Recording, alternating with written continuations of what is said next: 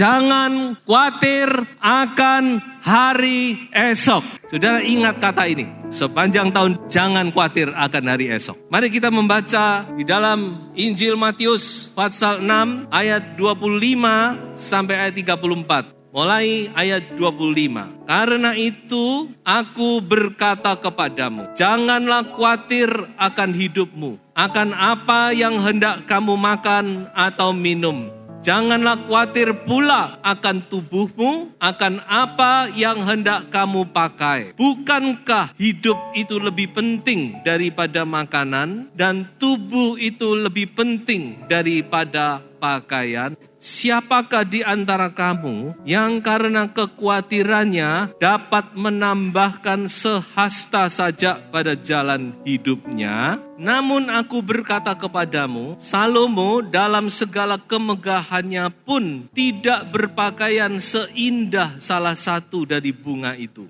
Sebab itu janganlah khawatir dan berkata, apakah yang akan kami makan? Apakah yang akan kami minum? Apakah yang akan kami pakai? Tetapi carilah dahulu kerajaan Allah dan kebenarannya, maka semuanya itu akan ditambahkan kepadamu. Sebab itu janganlah kamu khawatir akan hari esok, karena hari besok mempunyai kesusahannya sendiri. Kesusahan sehari cukuplah untuk sehari. Haleluya.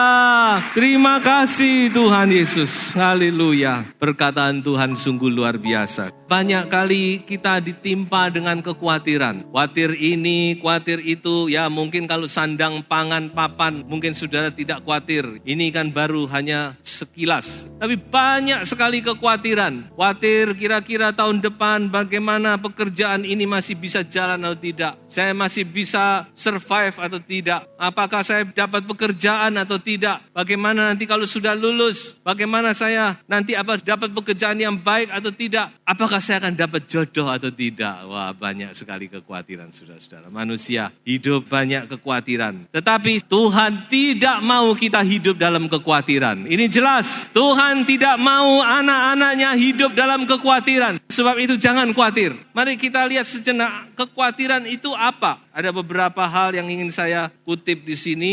Kata kekhawatiran itu punya beberapa arti. Yang pertama, takut, gelisah, cemas terhadap sesuatu yang belum pasti. Belum pasti terjadi tapi kita sudah takut. Bagaimana nanti kalau begini? Bagaimana kalau begitu? Bayangan-bayangan yang negatif, yang jelek itu seringkali timbul di dalam pikiran kita. Padahal itu belum pasti. Yang kedua, kekhawatiran itu punya arti hidup hari ini dengan kesusahan hari besok. Kita hidup hari ini tapi kita ambil kesusahan hari esok. Kita susahkan sekarang. Sudah itu tidak perlu. Dan yang ketiga, kekhawatiran itu sebenarnya adalah satu bentuk penyiksaan diri dengan pikiran-pikiran yang merisaukan. Kita tidak perlu, coba kita singkirkan semua pikiran-pikiran itu.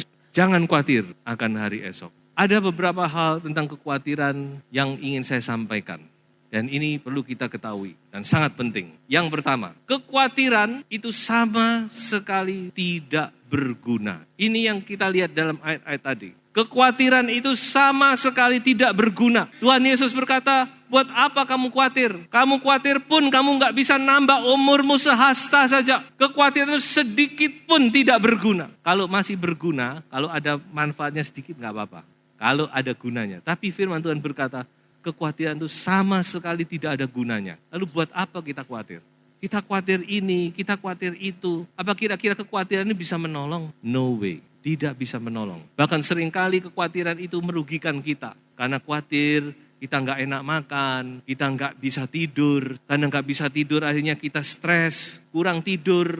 Tekanan darah rendah, tekanan darah tinggi semua muncul. Sakit penyakit semua muncul. Karena khawatir. Coba yang di sini saya yakin banyak itu yang sering-sering khawatir. Bagaimana nanti? Ya bagaimana nanti kalau begini? Bagaimana kalau begitu? Saudara, saya mau beritahu bahwa pertolongan Tuhan itu datang tepat pada waktunya. Oh, haleluya. Saudara tidak perlu, saudara pikir ini, pikir itu, sudah percaya saja. Tuhan pasti menolong tepat pada waktunya. Tuhan tidak akan mengecewakan kita. Firman-Nya ya dan amin. Pegang firman Tuhan. Kekhawatiran itu sama sekali tidak berguna. Yang kedua, ini yang sering kali kita lupa.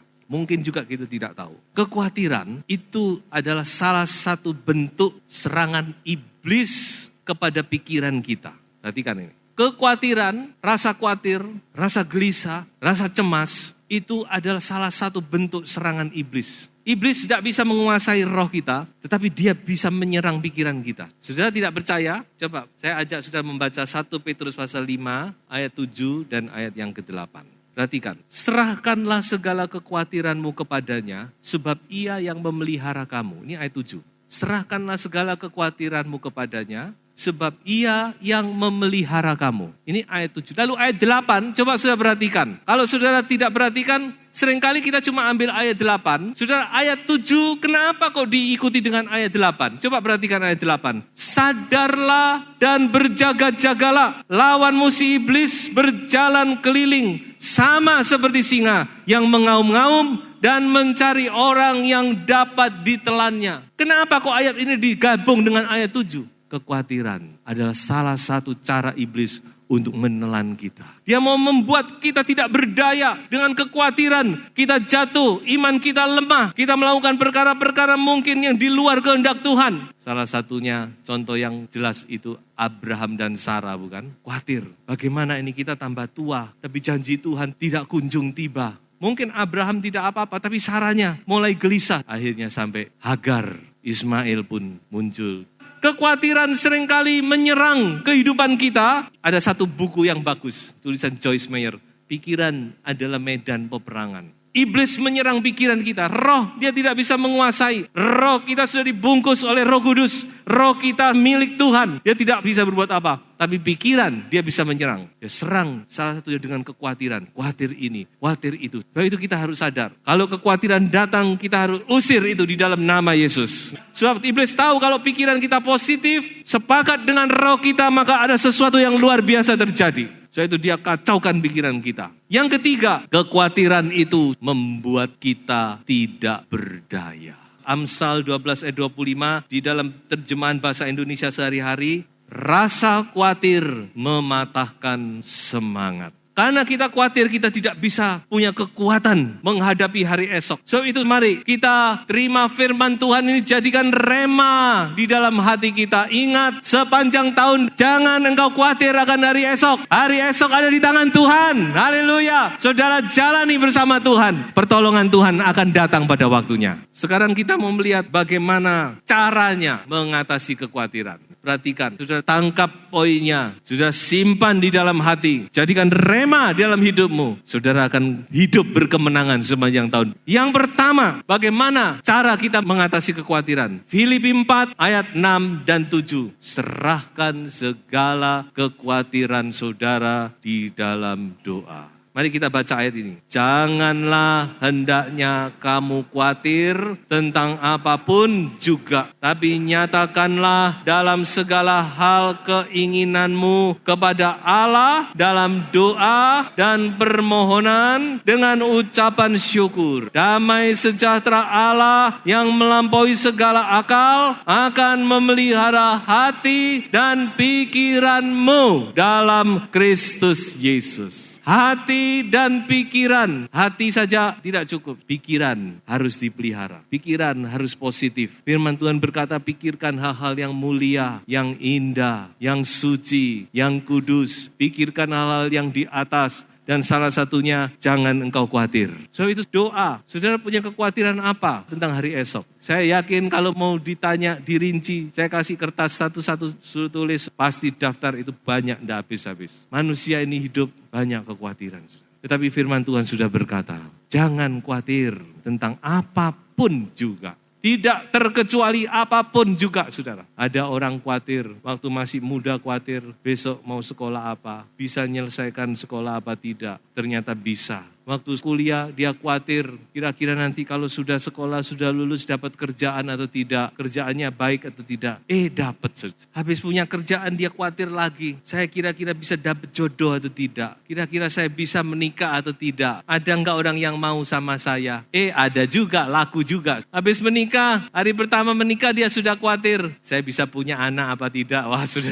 Nanti kalau punya anak, kira-kira anaknya bagaimana? Udah dipikirin dahulu. Tapi Tuhan itu adil. Nggak lama, punya anak. Habis punya anak, khawatir anaknya sekarang. Bagaimana nanti anak saya, terus khawatir. Sampai anaknya punya cucu, masih khawatir akan cucunya. Saudara, ada saja alasan bagi manusia untuk khawatir. Tetapi firman Tuhan apa? Nyatakan dalam segala hal keinginanmu, kekhawatiranmu, kerisauanmu kepada Allah dalam doa dan permohonan dengan ucapan syukur. Haleluya. Oh, terima kasih Tuhan buat janjimu. Maka dikatakan damai sejahtera Allah yang melampaui segala akal akan masuk memenuhi hati dan pikiranmu. Gampang. Saudara khawatir, pakai lutut saudara, datang kepada Tuhan. Yang kedua, kalau saudara menghadapi kekhawatiran adalah pakai pedang roh. Apa pedang roh itu? Tidak lain adalah firman Tuhan. Firman Tuhan adalah pedang Roh Kudus. Kita diberi pedang, tapi pedang kita seringkali cuma disarungkan. Ditarik aja gak pernah. Coba perhatikan ini. Semua punya pedang roh, amin. Semua punya firman, amin. Tapi pedang roh kita tidak pernah dipakai. Mungkin pedang roh itu kita simpan di dalam lemari. Atau mungkin cuma sudah buat gagah-gagahan tok ini. Pedangku gede. Perhatikan ini. Kapan pedang roh itu kita pakai? Pada waktu kita ucapkan firman itu dengan iman percaya. Yesus menang waktu melawan iblis. Dia memakai firman Tuhan. Ada tertulis. Dia ucapkan firman itu. Dia pakai firman dengan ucapan. Firman ini harus diucapkan. Ucapkan firman. Saudara punya kekhawatiran, ucapkan dengan iman firman itu. Tuhan pasti menolong saya. Tuhan sudah membuka jalan. Saya percaya ada pertolongan dari Tuhan. Ucapkan firman itu. Maka semuanya akan jadi sesuai dengan imanmu. Oh haleluya, gunakan pedang roh. Perkataan kita punya peranan. Saya tidak berbicara seperti, perkataan lu positif, pasti begini-begini, tidak susah. Tapi memang firman Tuhan berkata, ucapan kita ini punya peranan dalam kemenangan. Karena apa? Karena kita selamat iman percaya dalam hati, lidah mengaku. Betul? Kita selamat karena hati percaya, lidah mengaku. Berarti lidah ini punya kekuasaan, punya kekuatan, punya sesuatu, rahasia di dalamnya. Sebab itu coba biasakan jangan berbicara yang negatif. Aduh, bagaimana? Kalau saudara mau bicara negatif, lebih baik saudara tidak bicara, tapi bicarakan firman Tuhan. Karena firman yang dikeluarkan lewat mulut lidah saudara akan menolong, membangkitkan imanmu. Dan engkau akan kuat menghadapi segala sesuatu. Pedang roh itu harus dipakai, jangan disarungkan saja. Coba pakai pedang roh itu. Jangan cuma buat gagah-gagahan. Angkat, buat peperangan melawan iblis. Di dalam nama Yesus kita pasti menang. Yang ketiga, cara mengatasi kekhawatiran yaitu belajar hidup one day at a time. Ini yang Tuhan Yesus ajarkan. Jangan kamu memakai kesusahan besok, saudara angkat saudara untuk hari ini. Tuhan Yesus berkata, besok punya masalah sendiri. Hari ini juga punya masalah sendiri. Kesusahan sehari cukup untuk sehari. Itulah yang dimaksud dengan one day at a time. Cukup, hari ini cukup. Bukan berarti kita tidak usah bersiap-siap, bukan begitu. Persiapan itu harus. Seperti misalkan, saudara mau perjalanan jauh, 2 hari lagi akan perjalanan jauh. Harus siap bukan? Ya, sudah siapkan koper, sudah siapkan barang-barang supaya tidak tertinggal. Apa yang saudara perlu masukkan dulu, itu persiapan. Tapi bukan merisaukan loh. Tapi seringkali kita bukan demikian, tapi kita risau, kita khawatir, tapi kita justru nggak berbuat apa-apa. Nah ini celakanya, khawatir tapi kita tidak melakukan apa-apa. Kita seringkali khawatir tapi hari ini kita tidak hidup dengan baik. Akhirnya pada waktunya memang kita nggak berbuat apa-apa. Kita nggak siap. Jadi tidak perlu kita mengkhawatirkan hari esok. Tetapi kita harus hidup dalam hari ini dengan baik. Hiduplah setiap hari. Gunakan waktu yang ada setiap hari itu dengan sebaik-baiknya. Tuhan Yesus berkata apa? Besok punya kesusahan sendiri. Tetapi saya mau katakan juga bahwa besok punya anugerah tersendiri. Haleluya. Oh haleluya. Saya itu nggak usah khawatir. Lalu saudara berkata, wah kalau gitu besok punya kesusahan sendiri. Kesusahan besok itu apa ya? Wah repot saudara. Firman Tuhan berkata apa? Rahmat Tuhan itu selalu baru setiap pagi. Amin. Artinya setiap hari itu Tuhan memberi rahmat, anugerah, kasih karunia sendiri. Saudara tidak usah bingung tentang besok. Tidak usah bingung tentang besok lusa. Tidak usah bingung tentang hari Senin nanti mulai masuk kerja. Hari Senin Tuhan akan beri kekuatan tersendiri untuk saudara dapat melawan. Untuk saudara dapat menghadapi hari esok. Haleluya. Oh puji Tuhan. hidup untuk hari ini. Yang penting hari ini. Bagaimana kita hidup pada hari ini. Ini yang penting. Saya ingat satu ayat. Mungkin ini agak menyimpang tapi saya ingat. Satu ayat yang sering kali saya lewati tapi saya terbuka. Coba saya baca satu ayat. Di dalam Yosua pasal 5 ayat yang ke-12. Ini ayat di luar catatan. Tapi Tuhan Yesus ingatkan. Saya bacakan. Lalu berhentilah mana itu pada keesokan harinya.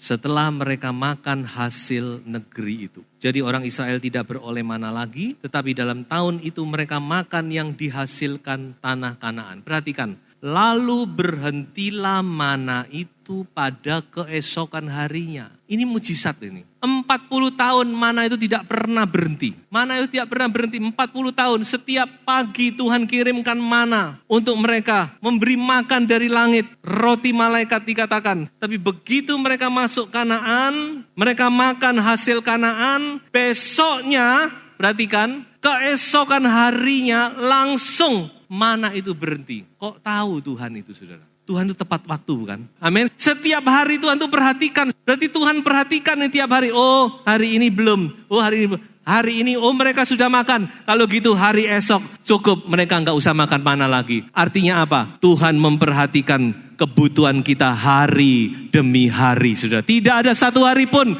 yang luput dari pandangan Tuhan.